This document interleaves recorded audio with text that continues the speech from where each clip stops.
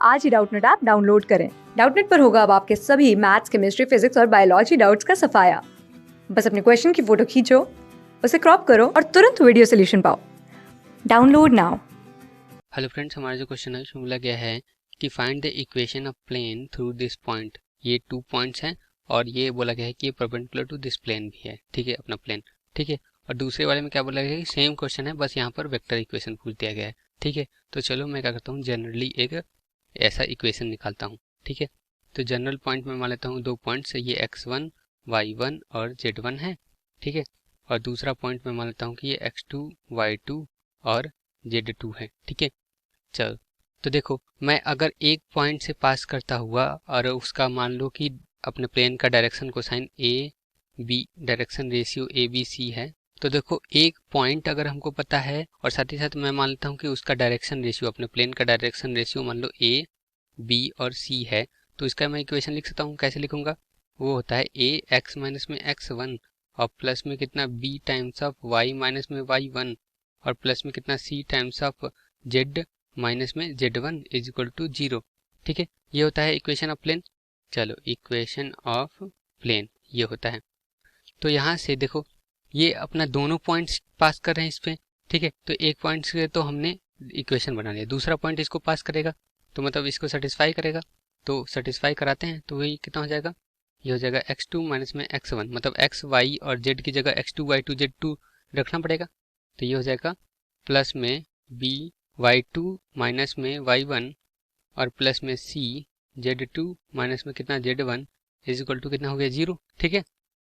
चलो, तो देखो अब क्या है कि ये जो लाइन है अपनी, ये जो प्लेन बनी है, ठीक है, ये प्लेन अपने गिवन प्लेन के क्या है, परपेंडिकुलर है, ठीक है।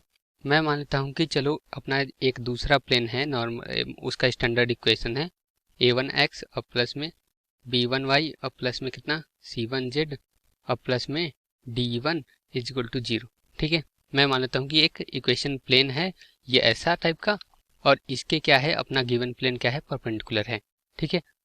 तो देखो दो प्लेन अगर एक दूसरे के क्या होते हैं, परपेंडिकुलर होते हैं, तो उनके डायरेक्शन रेशियोज का मल्टीप्लिकेशन और एडिशन, मतलब मल्टीप्लिकेशन एडिशन से मतलब है मेरा कि करस्पॉन्डिंग मल्टीप्लिकेशन और फिर सबको क्या कर देना, ऐड कर देना, मतलब या इसका देखो a है, इसका a1 है, तो इसका मतलब कि a इंटू a1 और प्लस में दिस b इंटू में b1 और प्लस में दिस c इंटू में c1 c इंटू c1 ये होता है 0 के इक्वल, ठीक है। अगर दो प्लेन से एक दूसरे के परपेंडिकुलर होते हैं, ठीक है।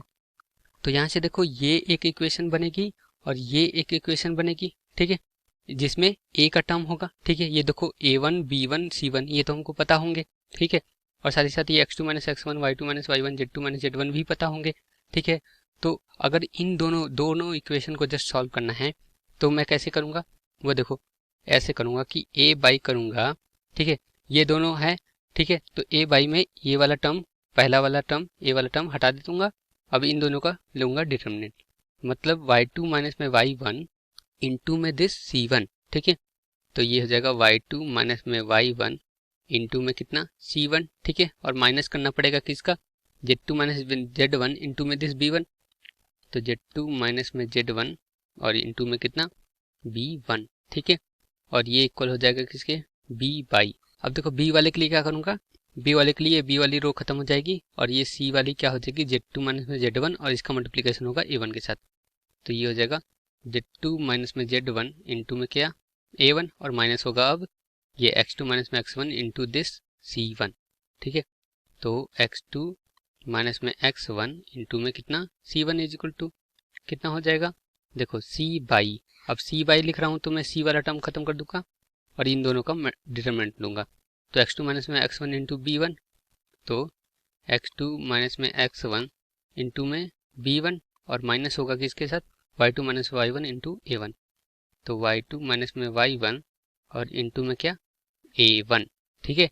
इसको मैं मान लेता हूँ कि चलो ये लैम्डा का इक्वल है, तो अगर ये लैम्डा का इक्वल है तो मैं a लिख सकता हूँ, तो a कितना आएगा, ये फर्स्ट और लैम्डा को अगर इक्वल करता हूँ तो a आएगा मेरा lambda times of this y2 minus में y1 इंटू में कितना c1 और माइनस में z2 माइनस में z1 इंटू में कितना b1, ठीक है। ये अपना a आएगा और अपना b क्या आएगा, b आएगा मेरा, देखो ये हो जाएगा लैम्डा टाइम्स Z2 माइनस में Z1 और यहाँ पर A1 और माइनस में कितना X2 माइनस में X1 और ये हो जाएगा C1। ठीक है, इसी तरह C क्या आएगा, इधर लिख लेता हूँ। तो C आएगा मेरा lambda times of X2 minus में X1 इंटू में दिस B1 और माइनस में Y2 माइनस में Y1 इंटू में कितना A1। ठीक है, चलो तो देखो ये ABC इसमें अगर मैं रख देता हूँ, क्योंकि यही ABC का वैल्यू है ना, तो इसे इक्वेशन फर्स्ट में रख सकता हूँ। ठीक है, तो ये एक इक्वेशन बन जाएगा। ठीक है, तो अभी फिलहाल मैं इतना तक ही रखता हूँ। तो अब अपने मैं फर्स्ट इक्वेशन फर्स्ट जो क्वेश्चन गिवन है उसमें चलता हूँ और सबकी वैल्यू निकालता हूँ। तो देखो x1 y1 z1 की वैल्यू इतनी है, तो चलो मैं लिख देता हूँ यहाँ पर x1 y1 और z1 की वैल्यू कितनी है वो लिख लो। ठीक है, और साथ ही साथ x2 और y2 और z2 की वैल्यू कितनी है वो भी लिख दो। ठीक है, और कुछ चाहिए? हाँ, और चाहिए a1 और b1 और c1 की वैल्यू चाहिए। ठीक है, तो x1 y1 z1 कितना है, वो है 2 माइनस 3 और 1 के इक्वल। ठीक है, तो यहाँ पर लिखते हैं 2 माइनस में 3 और 1 के इक्वल। ठीक है, अब x2 y2 कितना है 5 2 और माइनस 1, तो इधर लिखते हैं 5 2 और माइनस 1। ठीक है, और a1 b1 c1 की वैल्यू कितनी है, ये है प्लेन है अपना, तो a1 कितना है 1 माइनस 2 और 4। ठीक है, तो 1 माइनस 2 और कितना हो गया 4 हो गया। ठीक है, तो यहाँ से a की वैल्यू आ जाएगी, a की वैल्यू कितनी आ जाएगी, वो हो जाएगा लैम्डा टाइम्स ऑफ, देखो y2 माइनस में y1, y2 माइनस में y1 कितना होगा वो देख लो, y2 माइनस में y1, तो 2 माइनस में 3 माइनस ऑफ 3 कितना हो जाएगा 2 प्लस 3 हो जाएगा। ठीक है, मतलब 5 हो गया, तो y2 माइनस में y1 तो हो गया 5, और y2 माइनस में y1 का मल्टीप्लिकेशन किसके साथ किया जा रहा है, c1 के साथ। तो c1 कितना है अपना, c1 है 4, तो मतलब 5 इंटू कितना हो जाएगा 4 हो जाएगा। ठीक है, चलो अब इसमें सब्ट्रैक्ट करूंगा Z2 माइनस में Z1 टाइम्स, सब्ट्रैक्ट करूंगा Z2 माइनस में Z1। देखो Z2 है -1 और -1 माइनस 1 कितना हो जाएगा -2, तो -2 इंटू में क्या करना पड़ेगा, देखो B1, और B1 की वैल्यू कितनी है, B1 की वैल्यू है -2, तो -2 हो गया। ठीक है, तो A की वैल्यू इतनी आ गई, कितनी आ गई वो लिख लेता हूँ मैं। चलो लैम्डा टाइम्स ये हो जाएगा 20 और माइनस माइनस ये हो जाएगा प्लस, और यहाँ पर फिर माइनस है तो माइनस ही रह जाएगा, और ये 2 इंटू 2 कितना हो जाएगा 4 हो जाएगा। ठीक है, तो इसका मतलब ये आ जाएगा मेरा 16 लैम्डा के इक्वल। ठीक है, अब b की वैल्यू निकालते हैं, तो b की वैल्यू हो जाएगी लैम्डा टाइम्स, देखो b की वैल्यू है अपना Z2 माइनस में Z1, Z2 माइनस में Z1 कितना होगा -1 माइनस 1 कितना हो जाएगा -2, तो -2 इंटू में Z2 माइनस में Z1 इंटू A1, A1 कितना है अपना 1 है, तो ये 1, और माइनस में क्या करना पड़ेगा x2 माइनस में x1 इंटू C1, तो x2 माइनस में x1, देखो 5 माइनस में 2 3 हो जाएगा, और 3 इंटू में C1 कितना है, C1 अपना 4 है, तो ये हो जाएगा 4। ठीक है, तो ये कितना आ जाएगा, ये आ जाएगा लैम्डा टाइम्स, देखो -2 और ये कितना हो जाएगा -12, तो इसका मतलब माइनस में कितना हो जाएगा 14। ठीक है, इसका मतलब माइनस में 14 लैम्डा ही आ गया b की वैल्यू।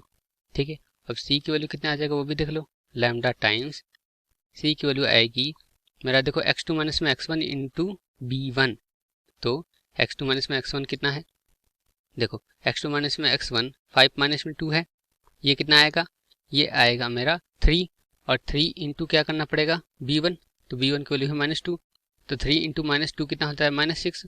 ठीक है, अब माइनस करना पड़ेगा, अब किसके साथ माइनस करना पड़ेगा, देखो y2 माइनस में y1 इंटू a1, तो y2 माइनस में y1 2 माइनस ऑफ -3 5, तो 5 इंटू क्या करना पड़ेगा A1, तो ये हो जाएगा 1, तो ये हो जाएगा 1। ठीक है, मतलब 1 इंटू 5 कितना हो जाएगा 5 हो जाएगा, तो -6 -5 कितना हो जाएगा -11, तो -11 लैम्डा आ गया c की वैल्यू। ठीक है, अब देखो ABC की वैल्यू आ गई है, इसको मैं अपने इक्वेशन ऑफ प्लेन में पुट कर दूंगा, किसमें, इसमें। ठीक है, इसमें पुट करूंगा तो a की वैल्यू कितनी आई है, a वैल्यू होगी x माइनस में x1। ठीक है, तो x1 कितना है 2 है, तो a टाइम्स ऑफ a मतलब 16 लैम्डा, और x माइनस में x1 कितना है अपना, x1 है मेरा 2 है। ठीक है, तो 2। ठीक है, अब प्लस में b टाइम्स कितना है, b times y two minus y minus में वाई वन, ठीक है। तो प्लस में बी कितना है अपना, माइनस में 14 लैम्डा इंटू में वाई माइनस में वाई वन की वैल्यू कितनी है, वाई वन की वैल्यू है माइनस में 3, ठीक है। तो माइनस माइनस क्या हो जाएगा, प्लस हो जाएगा, तो प्लस 3 हो गया, ठीक है। इसको अभी ऐसे ही रहने दो। अब क्या है मेरा, अब है C times of Z minus Z one, तो प्लस में सी कितना है -11, तो प्लस माइनस माइनस हो जाएगा, तो -11 इंटू जेड माइनस में जेड वन कितना है भाई, जेड वन 1 है, तो यहाँ पर 1 हो जाएगा और ये हो जाएगा किसके, 0 के इक्वल। अब लैम्डा से डिवाइड कर दोगे तो लैम्डा तो हट जाएगा हर जगह से, ठीक है। तो बचेगा क्या, 16x माइनस में 2, ठीक है, और यहाँ पर माइनस में 14y प्लस में 3, ठीक है, और यहाँ पर माइनस में 11 जेड माइनस में 1 इज इक्वल टू 0, ठीक है। तो अंदर मल्टीप्लिकेशन कर दो, तो 16x और माइनस में कितना 32 और माइनस में कितना 14y और 14 कितना होता है 42, और यहाँ का आ जाएगा माइनस में 11z और प्लस में कितना 11 इज इक्वल टू 0, ठीक है।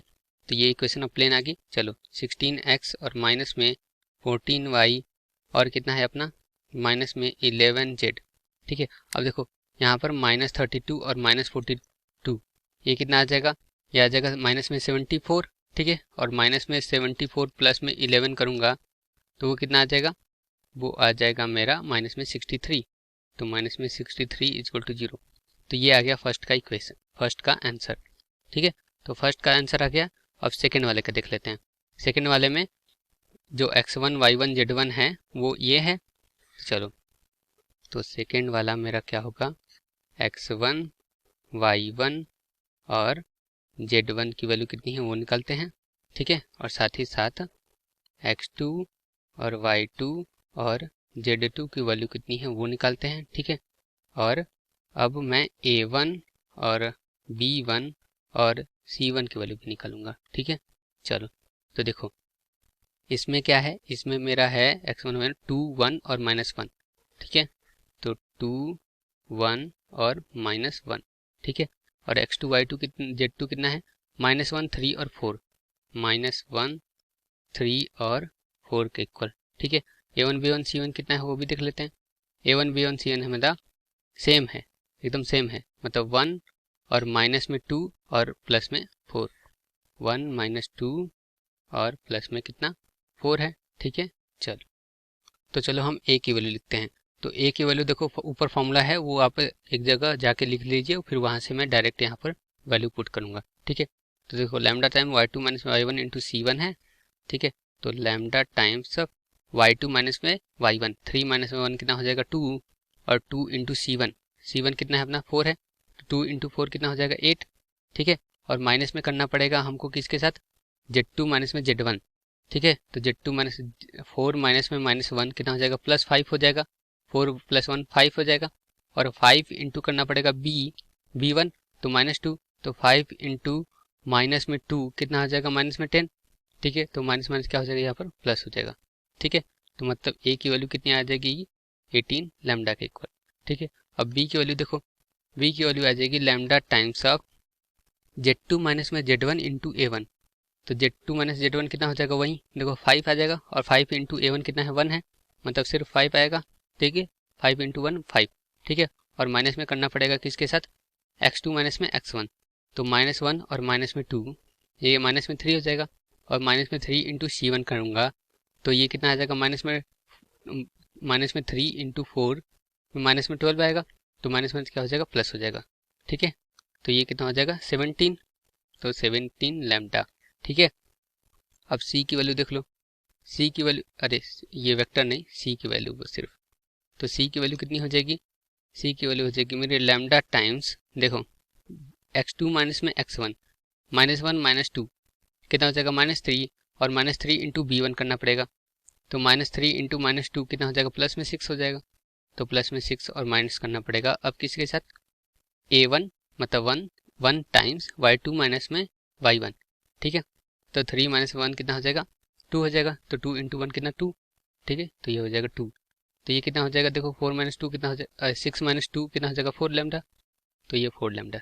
तो ए बी सी की वैल्यू आ चुकी है, तो इसकी वैल्यू मैं रख देता हूँ तो अपना इक्वेशन क्या था, ए एक्स माइनस एक्स वन, तो ए की वैल्यू कितनी है 18 लैम्डा एक्स माइनस में एक्स वन कितनी है अपनी, एक्स वन 2 है, तो एक्स माइनस में 2, ठीक है।